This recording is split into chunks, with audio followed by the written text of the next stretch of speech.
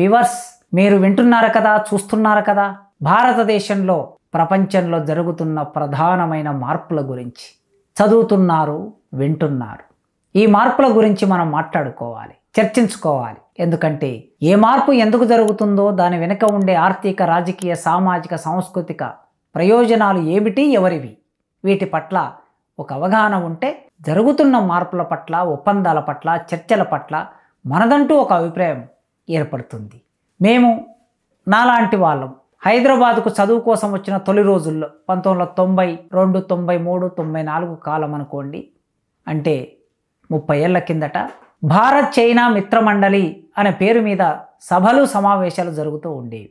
ఆ పాటికి మాకుండే రాజకీయ పరిమితి వలన, రాజకీయ పరిజ్ఞానానికి ఉండే పరిమితి వలన సభలకు వెళ్ళటం మూలంగా చాలా విషయాలు తెలుసుకుంటూ ఉండేవాళ్ళం. ముఖ్యంగా నిఖిలేశ్వర్, జ్వాలాముఖి లాంటి వాళ్ళు ఈ కార్యక్రమాలని నిర్వహిస్తూ ఉండేవాళ్ళు. భారతదేశానికి చైనాకి మధ్యలో ఒక మంచి సంబంధాలు ఉండాలని వారందరూ కోరుకుంటూ ఉండేవాళ్ళు. ఆ క్రమంలో దేశంలో ఉండే మేధావి వర్గం చాలా కృషి చేసింది. 30 ఏళ్ల కిందట నేను ఈ మాట విన్నాను. రాజకీయంగా చైనాను అర్థం చేసుకోవటం, చైనా చరిత్ర, చైనా విప్లవ చరిత్ర, మావో చరిత్ర చదువుతున్న క్రమంలో చైనా సంబంధించిన ప్రజల జీవన విధానం, ఆరాట పోరాటాల్ని అర్థం చేసుకోగలిగాను. అట్లే భారతదేశానికి ఉండే సాంస్కృతిక నేపథ్యం, రాజకీయ నేపథ్యం, వీటిని అధ్యయనం చేసినప్పుడు నిజమే కదా, భారతదేశానికి చైనాకు చాలా దగ్గర సంబంధాలు ఉన్నాయి. ఈ దగ్గర సంబంధాలు ఉండడానికి కారణం ఏమిటి అంటే, ఈ రెండు దేశాలు మొదటి నుంచి ఆసియా ఖండంలో ఉన్న అతిపెద్ద దేశాలు. జనాభా పరంగా, విశాలమైన భూమి పరంగా, కష్టించి పనిచేసే ప్రజలు ఉన్న ప్రాంతంగా, అక్షరాస్యతలో చాలా వెనుకబడి ఉండటం, ఈ రెండు దేశాలలో ఉండే భూస్వాములు ప్రజల్ని పీడించి పరిపాలించటం, ప్రజల్ని దోపిడీ చేయటం, అట్లా చూసినప్పుడు చైనాకి భారతదేశానికి దగ్గర సంబంధాలు కనిపిస్తూ ఉంటాయి.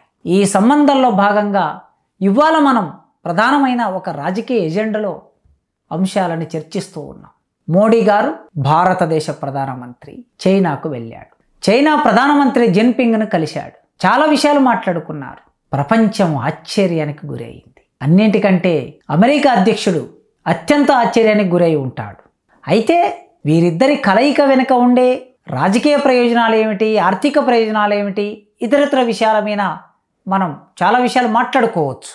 వాటికి సంబంధించిన సమాచారం కూడా అందుబాటులో ఉన్నది. ఇంకా చాలా సమాచారం బయటకు వస్తుంది. కానీ ఒక స్థూలమైన అవగాహన కోసం మాత్రం కొన్ని అభిప్రాయాల్ని మీ ముందుకు తీసుకొస్తాను. అమెరికా ప్రపంచాన్నంతా తన చేతిలోకి తీసుకొని సోవియట్ సోషలిస్ట్ రష్యా కూలిపోయిన తర్వాత, కూలిపోయింది అనటం కంటే కూలగొట్టబడింది అనటం బాగుంటుందేమో. దాన్ని కూలగొట్టింది కూడా సామ్రాజ్యవాద దేశాలు. అమెరికా నాయకత్వం వహించి పెట్టుబడిదారు దేశాలు రష్యాలో సోషలిజాన్ని కూలగొట్టాయి. అక్కడ కమ్యూనిస్టు పార్టీ ఉండకూడదని కూలగొట్టాయి. అట్లే రష్యా మొత్తం ప్రపంచంలో జరుగుతున్న కమ్యూనిస్టు పార్టీ పోరాటాలకి, విప్లవాలకి సోషలిస్టు కేంద్రంగా ఉండటం అనేది పెట్టుబడిదారులకి సహించరాని విషయం. అందుకే 90వ దశకంలో కూలగొట్టారు. ఆ తర్వాత అమెరికాకి తిరుగులేదు. ఏకధ్రువ ప్రపంచం అయిపోయింది. ఈ ఏకధ్రువ ప్రపంచం ఆడిందే ఆట, పాడిందే పాట. అందుకే ఈ క్రమంలో అన్ని దేశాల మీద ఆంక్షలు, ట్రంప్ అధికారంలోకి వచ్చిన తర్వాత రెండోసారి ఆర్థిక ఆంక్షలు, రాజకీయ ఆంక్షలు, ఉద్యోగపరమైన ఆంక్షలు, ప్రపంచాన్నంతా అతలాకుతలం చేసే నిర్ణయాలు తీసుకుంటూ ప్రజల జీవన విధానం మీద ప్రభావం చూపిస్తున్న ఒకానొక సందర్భంలో భారతదేశం మీద కూడా అనేక ఆంక్షలు విధిస్తూ ఉన్నారు. అటు చైనా మీద ఆంక్షలు విధిస్తూ ఉన్నారు. ఎందుకు చైనా మీద ప్రధానంగా కక్ష కట్టారు అంటే, చైనా అమెరికాని సవాలు విసిరే ఏకైక దేశం ప్రపంచంలో. ఏ రకంగా అయినా ఆర్థికంగా, రాజకీయంగా, సైనిక పరంగా, సంపదలో, టెక్నాలజీలో, ఆయుధపరంగా, ఉత్పత్తి పరంగా అమెరికాకు భయం పుట్టించే దేశం చైనా. అది మన పక్కన ఉండటం. అయితే కాస్త మనం చరిత్రలోకి వెళ్ళి చూస్తే, ఇవాళ మోడీ గారు వెళ్ళి చైనా ప్రధానమంత్రిని కలవటం అనేది ప్రపంచంలో కొద్దిమందికి సంతోషాన్ని ఇస్తుంది. కానీ నిజంగా జరగవలసిన, నిజంగా స్నేహం ఏర్పడవలసిన దేశాలు ఏమిటి అని చూసినప్పుడు భారతదేశానికి చైనాకి సంబంధం ఏర్పడాలి, స్నేహం ఏర్పడాలి, ఒక కూటమిగా మారాలి. ఒకప్పుడు భారతదేశానికి స్వాతంత్రం వచ్చిన భారతదేశం తన జవసత్వాలను కూడగట్టుకుంటున్న బాల్య దశలో ప్రాజెక్టులు కట్టుకోవడానికి, పరిశ్రమలు నిర్మాణం చేసుకోవడానికి, విద్యారంగంలో, వైద్య రంగంలో పురోగతి సాధించడానికి సోవియట్ సోషలిస్ట్ రష్యానే సహకరించింది. అది మర్చిపోకూడదు. కమ్యూనిస్టులే సహకరించారు, కమ్యూనిస్టు దేశమే సహకరించింది. ఆ క్రమంలో ఇవాళ మోడీ గారు చైనాకి వెళ్ళిన విషయం ప్రధాన చర్చనీయాంశం. చైనా వేల సంవత్సరాల సంస్కృతి కలిగిన దేశం, అస్తిత్వం కలిగిన దేశం. భారతదేశం వేల సంవత్సరాల సాంస్కృతిక రాజకీయ చైతన్యం, అస్తిత్వం కలిగిన దేశం. చైనా భూస్వామ్య పాలనలో మగ్గినటువంటి దేశం, భారతదేశం భూస్వామ్య పాలనలో మగ్గిన దేశం. ఆ క్రమంలో చైనా మావో నాయకత్వంలో పోరాటం చేసి 1925లో ఏర్పడిన కమ్యూనిస్టు పార్టీ 1948 వరకు విప్లవాన్ని విజయవంతం చేసుకొని అక్కడ కమ్యూనిస్టు పార్టీ ఆధ్వర్యంలో సోషలిస్టు చైనాగా ఆవిర్భవించింది. జన చైనా అన్నారు. ఈ జన చైనా ప్రపంచంలో అతిపెద్ద కమ్యూనిస్టు దేశంగా మారింది. చైనాకి 1949లో విప్లవం విజయవంతమైతే, అంటే ఒక రకంగా ఆ దేశానికి ఫ్యూడల్ దోపిడీదారి శక్తుల నుంచి, పెట్టుబడిదారి శక్తుల నుంచి, సామ్రాజ్యవాద దేశాల కబంధస్తాల నుంచి స్వాతంత్రం పొందితే, భారతదేశం బ్రిటిష్ వాళ్ళ అధికారం నుంచి 40 ఏళ్ళలో స్వాతంత్రం పొందింది. ఒక రకంగా చైనాకి స్వాతంత్రం రావడం కన్నా ముందే భారతదేశం 2 సంవత్సరాలు ముందే స్వాతంత్రాన్ని పొందింది. అయితే ఈ 2 దేశాలకి పేగు సంబంధాన్ని కలిపింది ఏమిటయ్యా అంటే బౌద్ధ మతం.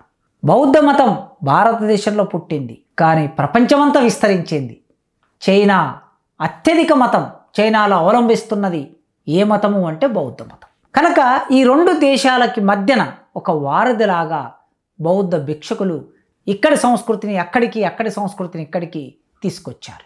దీనితో పాటు చైనా సామ్రాజ్యవాద దేశాల్లో విపరీతంగా దోపిడీ గురి చేశాయి. Japan, Germany, England, French, America, ఈ 5 దేశాలు చైనాని దోపిడీ గురి చేశాయి. నిజంగా ఆ దేశంలో జరిగిన విప్లవం, పోరాటం, ఒకవైపు జపాన్ ఆక్రమిత చైనాని ఆక్రమించి దోపిడీ చేస్తున్న క్రమంలో జపాన్ ప్రభుత్వానికి వ్యతిరేకంగా, ఆ దేశంలో ఉన్న ఫ్యూడల్ ప్రభుత్వానికి వ్యతిరేకంగా ఏకకాలంలో కమ్యూనిస్టు పార్టీ పోరాటం చేయవలసి వచ్చింది. మావో అట్లాంటి ఒక యుద్ధతంత్రాన్ని నిర్మాణం చేశాడు. సరిగ్గా అదే సమయంలో ఇండియాలో బ్రిటిష్ ప్రభుత్వం ఉన్నది. బ్రిటిష్ ఇండియా అంటాం అనేవాళ్ళు ఆ రోజుల్లో. బ్రిటిష్ అనే ఈ దేశం ఇండియాని పరిపాలించింది, చైనాని పరిపాలించింది. అమెరికా అనే దేశం నేరుగా ఇండియాని పరిపాలించలేదు, కానీ చైనాని వలసగా మార్చుకొని ఒక ప్రాంతాన్ని అంతా తన ఆధీనంలో పెట్టుకున్నది. ఇట్లా చూసినప్పుడు సామ్రాజ్యవాద దేశాల కింద నలిగిపోయి పీల్చి పిప్పి చేయబడిన దేశం చైనా, ఇంగ్లాండ్ సామ్రాజ్యవాదం, బ్రిటిష్ సామ్రాజ్యవాదం పీల్చి పిప్పి చేసిన దేశం ఇండియా.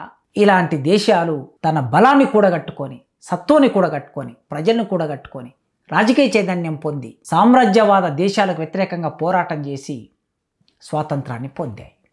అలా పొందిన దేశాలు అభివృద్ధి క్రమంలో చైనాలో కమ్యూనిస్టు పార్టీ ఉండటం మూలంగా, అక్కడ సోషలిజం ఆర్థిక నమూనా ఉండటం మూలంగా మావో జీవించిన కాలంలోనే చాలా అద్భుతమైన అభివృద్ధి సాధించి ప్రపంచంలో అగ్రగామి దేశంగా వెలుగొందింది. అది కేవలం సోషలిస్టు ప్యాట్రన్లో వ్యవసాయం, పరిశ్రమలు, విద్య, వైద్యం ఈ రంగాలు నిర్మాణం చేసుకోవటం మూలంగా సాధ్యమైంది. అది సాధ్యమై ఇవాళ ప్రపంచంలో 2వ సంపన్న దేశంగా, ఏ రకంగా చూసినా అమెరికాకి తీసిపోని దేశంగా ఆవిర్భవించింది. ఇటువైపు ఇండియా, చైనాలో అత్యధిక జనాభా ఉంది, ఇండియాలో అత్యధిక జనాభా ఉన్నది. ఈ 2 దేశాలకు ఉండే సంపద ఏమిటి అంటే జనసంపద.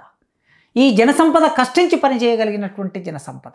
అందుకే ఎప్పుడైనా సరే ఈ 2 దేశాల మధ్య స్నేహం ఏర్పడితే, ఇవి 2 ఒకటైతే ప్రపంచంలో ఉండే ఇతర దేశాలకి తమ ఎత్తులు పారవని ఈ 2 దేశాల మధ్య ఘర్షణ సృష్టించడానికి ప్రయత్నాలు జరిగాయి.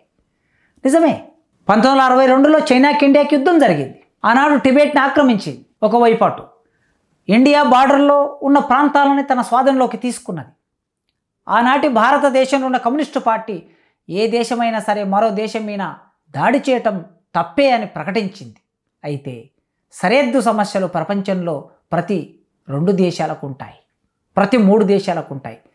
ఆ సరిహద్దు సమస్యనే ప్రధానం చేసి ఆ దేశాల మధ్య స్నేహం లేకుండా చూడటం అనేది ఇతర ప్రపంచ యూరోపియన్ దేశాలకి అది మేలు చేస్తుంది. అందుకే ఎవరి ప్రయోజనం కోసం మోడీ చైనాలోకి అడుగుపెట్టినా ఈ దేశంలో లేదా ప్రపంచంలో ప్రజలు కోరుకుంటున్నది, అభివృద్ధి కాముకులు కోరుకుంటున్నది ఏమిటి అంటే ప్రజల ప్రయోజనం కోసం, ప్రపంచ ప్రజల ప్రయోజనం కోసం, శాంతి కాముకతని కాంక్షించి ఈ రెండు దేశాల మధ్య స్నేహస్తం ప్రారంభమైంది.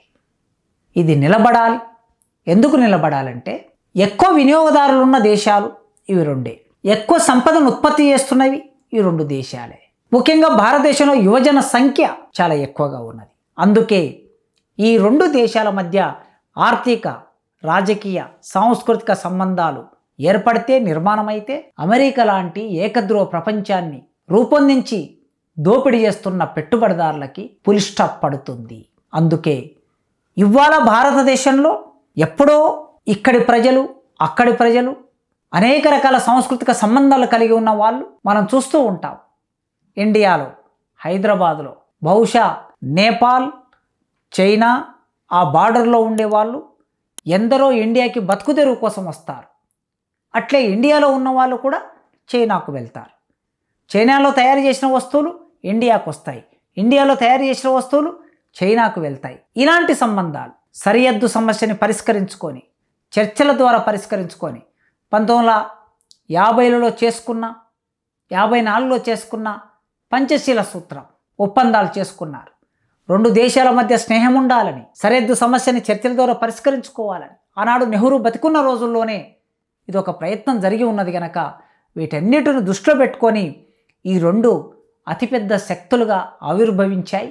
రెండు దేశ ప్రధానమంత్రులు, అధ్యక్షులు వారి వ్యక్తిగత రాజకీయ ప్రయోజనం కోసం కాకుండా ఈ రెండు దేశాలలో ఉండే పేద ప్రజల, ఆ దేశ ప్రజల ప్రయోజనాల కోసం వీరి మధ్య జరిగిన ఈ చర్చలు సుదీర్ఘకాలం ఫలవంతం కావాలని, దోపిడి శక్తులైన ఇతర దేశాలని అడ్డుకొని ఇక్కడి సంపద ఇక్కడి ప్రజలకు అందాలని మనమందరం కోరుకుందాం.